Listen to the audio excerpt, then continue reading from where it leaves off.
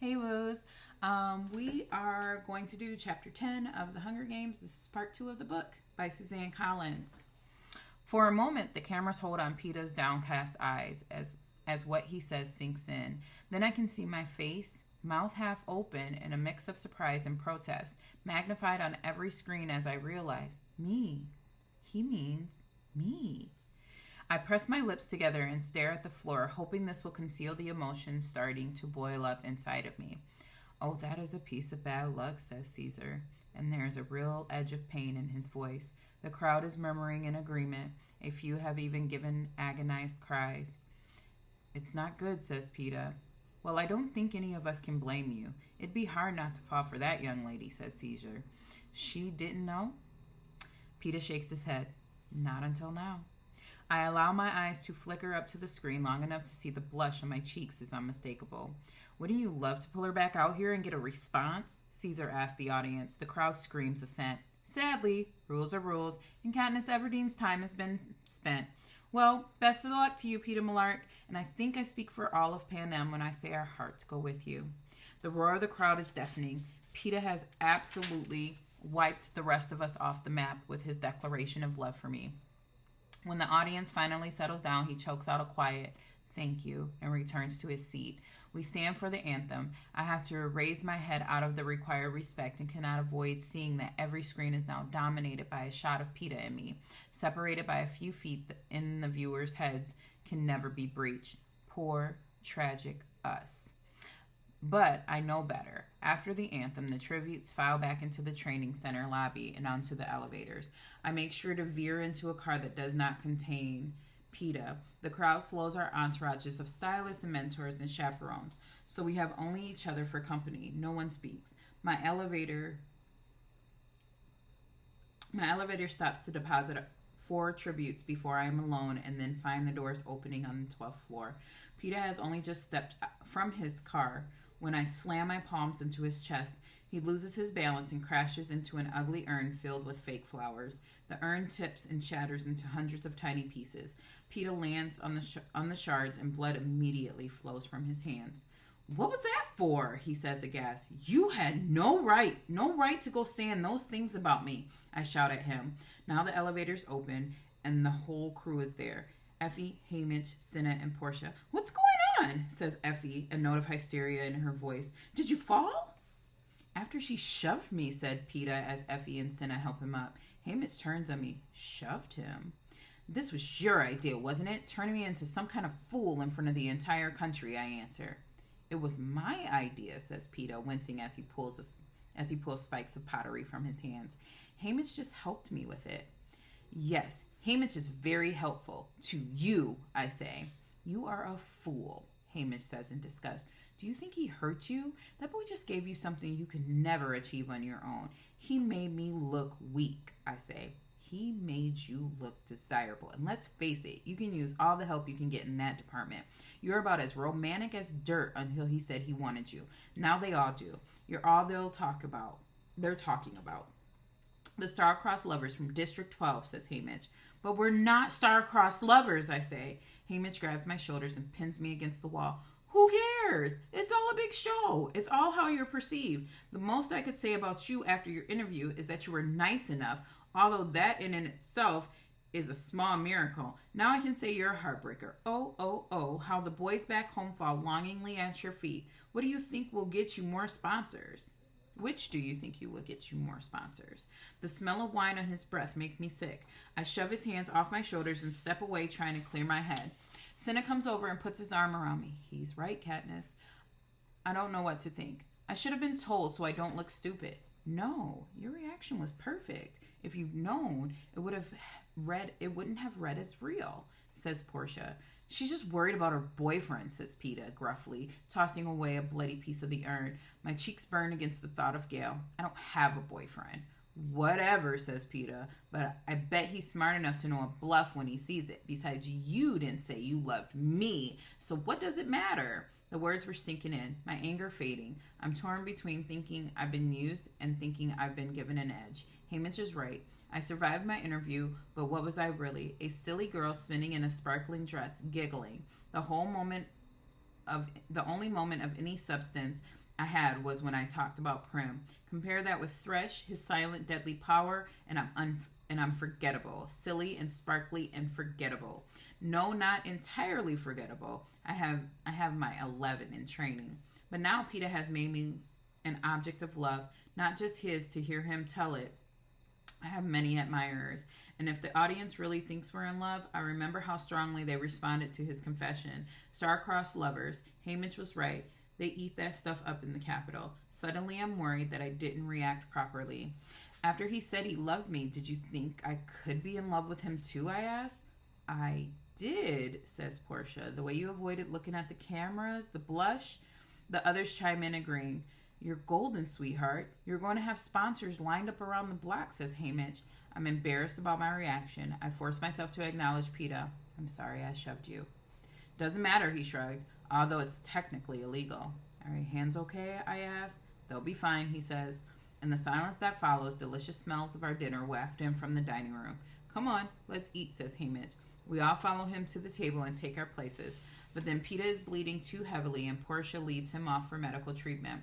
We start the cream and rose petal soup without them. By the time we finish, they're back. PETA's hands are wrapped in bandages. I can't help feeling guilty. Tomorrow we will be in the arena.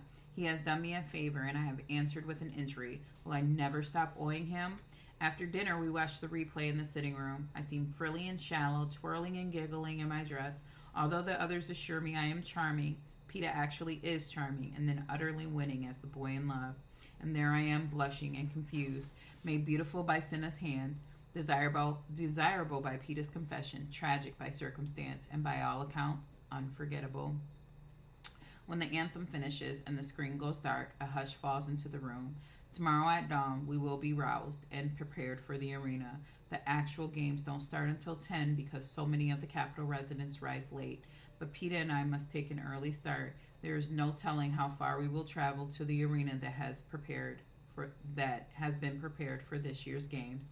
I know Haymitch and Effie will not be going with us. As soon as they leave here, they'll be at the games headquarters, hopefully madly signing up our sponsors, working out a strategy on how and when to deliver the gifts to us. Cinna and Portia will travel with us to the very spot from which we will be launched to the arena. Still, final goodbyes must be said here. Effie takes both of us by the hand and with actual tears in her eyes wishes us well. Thanks her for being the best tributes it ever has been her privilege to sponsor. And then, because it's Effie, she's apparently required by law to say something awful. She adds, I wouldn't be at all surprised if I finally get promoted to a decent district next year. Then she kisses each of us on the cheek and hurries out, overcome with either the emotional parting or the possible improvement of her fortunes. Haymitch crosses his arm and looks us both over. Any final words of advice? Asked PETA. When the gong sounds, get the hell out of there. You're neither of you up to the bloodbath at the cornucopia. Just clear out. Put as much distance as you can between yourselves and the others. And find a source of water, he says. Got it? And after that, I ask, stay alive, says Haymitch. It's the same advice he gave us on the train, but he's not drinking laughing at this time. And we only nod. What else is there to say? When I head to my room, PETA lingers to talk to Portia. I'm glad. Whatever strange words of parting we exchange can wait until tomorrow. My covers are drawn back, but there is no sign of the red-headed Avox girl. I wish I knew her name. I should have asked it, and she could write it down maybe, or act it out. But perhaps that would only result in punishment for her. I take a shower and scrub the gold paint, the makeup, the scent of beauty from my body. All that remains of the design team's efforts are the flames on my nails. I decide to keep them as a reminder of who I am to the audience. Katniss, the girl who's on fire. Perhaps it will give me something to hold on to in the days to come. I pull on a thick, fleecy nightgown and climb into the bed. It takes me about 5 seconds to realize I'll never fall asleep, and I need to sleep desperately because in the arena, every moment I give in to fatigue will be an invitation to death. It's no good. 1 hour, 2, 3 pass. My eyelids refuse to get heavy. I can't stop trying to imagine exactly what terrain I'll be thrown into. Desert, swamp, a frigid wasteland. Above all, I'm hoping for trees, which may afford some means of concealment and food and shelter. Often there are trees because barren landscapes are dull and the games resolve too quickly without them. But what will the climate be like? What traps have the game makers hidden to liven up the slower moments? And then there is my fellow tributes. The more anxious I am to find sleep, the more it eludes me. Finally, I am too restless to even stay in bed. I pace the floor, heart beating too fast, breathing too short. My room feels like a prison cell. If I don't get air soon, I'm going to start to throw things again. I run down the hall to the door to the roof. It's not only unlocked, but ajar. Perhaps someone forgot to close it, but it doesn't matter. The energy field enclosed the roof prevents any desperate form of escape. And I'm not looking to escape, only to fill my lungs with air. I want to see the sky and the moon in the last night that no one will be hunting me.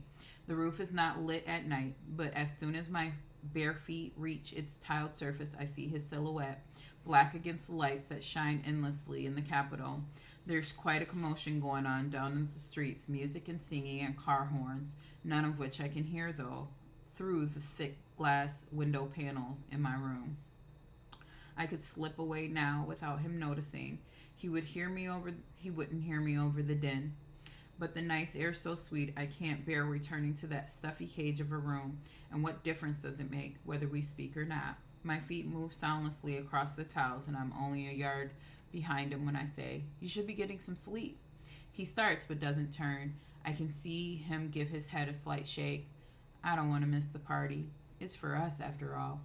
I come up beside him and lean over the edge of the rail. The wide streets are full of dancing people. I squint to make out their tiny figures in more detail. Are they in costumes?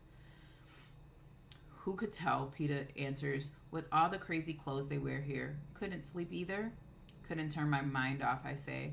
Thinking about your family, he asks. No, I admit a bit guiltily. All I can do is wonder about tomorrow, which is pointless, of course. In the light from below, I can see his face now, the awkward way he holds his bandaged hands. I really am sorry about your hands. It doesn't matter, Katniss, he says. I've never been a contender in these games anyway. That's no way to be thinking, I say. Why not? It's true. My best hope is to not disgrace myself and... He hesitates. And what, I say? I don't know how to say it exactly, only that I want to die as myself. Does that make any sense, he asks. I shake my head. How could he die as anyone but himself? I don't want them to change me in there, turn me into some kind of monster that I am not. I bite my lip, feeling inferior. While I've been ruminating on the availability of trees, Peeta has been struggling with how to maintain his identity, his purity of self. Do you mean you won't kill anyone, I ask. No, when the time comes, I'm sure I'll kill just like everybody else. I can't go down without a fight. Only I keep wishing I could think of a way to show the Capitol they don't own me, that I'm more than just a piece in their game, says Peeta. But you're not, I say. None of us are. That's how the games work. Okay, but within that framework, there's still you, there's still me, he insists. Don't you see? A little, only, no offense. But who cares, Peeta, I say. I do. I mean, what else am I allowed to care about at this point? He asks angrily. He locked those blue eyes on mine now, demanding an answer. I take a step back. Care about what Haymitch said, about staying alive. Peeta smiles at me, sad and mocking. Okay, thanks for the tips, sweetheart. It's like a slap in the face. His use of Haymitch's patronizing endearment. Look, if you want to spend the last hours of your life planning some noble death in the arena, that's your choice. I want to spend mine in District 12. Wouldn't surprise me if you do, says Peeta. Give my mother my best when you make it back, will you? Count on it, I say, and then I turn and leave the roof. I spend the rest of the night slipping in and out of a doze, imagining the cutting remarks I will make to Peeta Mellark in the morning. Peeta Mellark. We will see how high and mighty he is when he's faced with life and death. He'll probably turn into one of those raging beast tributes, the kind who tries to eat someone's heart after they've killed them. There was a guy like that a few years ago from District 6 called Titus. He went completely savage, and the game makers had to have him stunned with electric guns to collect the bodies of the players he'd killed before he ate them. There's no rules in the arena, but cannibalism doesn't play well with the Capitol audience, so they tried to head it off. There was some speculation that the avalanche that finally took Titus out was specifically engineered to ensure the victor was not a lunatic. I don't see Peeta in the morning. Cinna comes to me before dawn, gives me a simple gift to wear, and guides me to the roof. My final dressing and preparations will be done in the catacombs under the arena itself. A hovercraft appears out of thin air, just like the one did in the woods the day I saw the red-headed Avox girl captured, and a ladder drops down. I place my hands and feet on the lower rungs, and instantly it's as if I'm frozen. Some sort of current glues me to the ladder while I'm lifted safely inside. I expect the ladder to release me then, but I'm still stuck when the woman in white coat approaches me carrying a syringe. This is just your tracker, Katniss. The stiller you are, the more efficient I can place it, she says. Still, I'm a statue, but that doesn't prevent me from feeling the sharp stab of pain as the needle inserts the metal tracking device under my skin on the inside of my forearm. Now the game makers will always be able to trace my whereabouts in the arena. Wouldn't want to lose a tribute. As soon as the tracker's in place, the ladder releases me. The woman disappears, and Cinna is retrieved from the roof. An Avox boy comes in and directs us to the room where breakfast has been laid out. Despite the tension in my stomach, I eat as much as I can, although none of the delectable food makes an impression on me. I'm so nervous I can be eating coal dust. The one thing that distracts me at all is the view from the windows as we sail over the city and then to the wilderness beyond. This is what the birds see, only they're free and safe, the very opposite of me. The ride lasts about half an hour before the windows black out, suggesting that we are nearing the arena. The hovercraft lands and Cinna and I go back to the ladder, only this time it leads down to the tube underground, into the catacombs that lie beneath the arena. We follow instructions to my destination, a chamber for my preparation. In the capital, they call it the launch room. In the district, it's referred to as the stockyard, the place animals go before slaughter. Everything is brand new. I will be the first and only tribute to use this launch room. The arenas are historic sites preserved after the games, popular destinations for capital residents to visit to vacation. Go for a month, rewatch the games, tour the catacombs, visit the sites where the deaths took place. You can even take part in reenactments. They say the food is excellent. I struggle to keep my breakfast down as I shower and clean my teeth. Cinna does my hair into my simple trademark braid down my back, and then the clothes arrive, the same for every tribute. Cinna had no say in my outfit, does not even know what it will be in the package, but he helps me dress into the undergarment, simple tawny pants, light green blouse, sturdy brown belt, and thin hooded black jacket that falls to my thighs. The material in the jacket's designed to reflect body heat. Expect some cool nights, he says. The boots worn over skin-tight socks are better than I could have hoped for. Soft leather, not unlike my ones at home. These have a narrow, flexible rubber sole with treads, though. Good for running. I think I'm finished when Cinna pulls the gold Mockingjay pin from his pocket. I had completely forgotten about it. Where did you get that? I asked. Off the green outfit you wore on the train, he says. I remember now taking it off my mother's dress, pinning it to the shirt. It's your district token, right? I nod, and he fastened it to my shirt. It barely cleared the review board. Some thought the pin could be used as a weapon, giving you an unfair advantage. But eventually, they let it through, says Cinna. They eliminated a ring from that District 1 girl, though. If you twisted the gemstone, a spike popped out, poisoned one. She claimed she had no knowledge the ring transformed, and there was no way to prove she did. But she lost her token. There, you're all set. Move around. Make sure everything feels comfortable. I walk, run in a circle, swing my arms. Yes, it's fine. Fits perfectly. Then there's nothing to do but wait for the call, says Cinna, unless you think you could eat anymore.